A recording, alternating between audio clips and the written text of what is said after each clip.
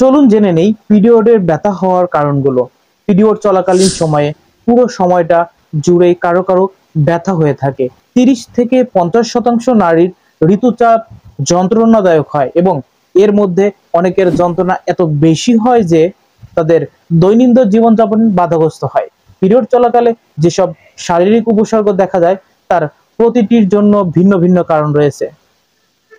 Period চলাকালীন সময়ে জরায়ু সংকুচিত হয়, এতে শরীরের ভেতর থেকে রক্ত বেরিয়ে আসতে পারে।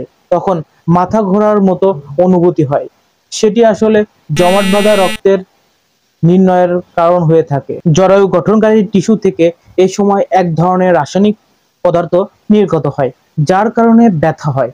সেই সাথে মানব শরীর প্রোস্টাগ্ল্যান্ডিনস নামে এক ধরনের পদার্থ উৎপাদন করে ঋতুস্রাবের সময়, যার উপাদান বেড়ে যায়। প্রোস্টাগ্ল্যান্ডিন হচ্ছে এক ধরনের চর্বিযুক্ত যৌগ যা কোষের উৎপন্ন হয় এবং দেহের বিভিন্ন কাজে এদের অংশগ্রহণ থাকে। পিরিয়ডের সময় এরা জরায়ুর পেশিকে সংকুচিত করে এবং প্রদাহ তৈরি করে, যার কারণে ব্যথা হয়। প্রোস্টাগ্ল্যান্ডিনস কোনো হরমোন নয়, কিন্তু এদের কাজের ধরনের কারণে এরা হরমোনের মতোই আচরণ করে।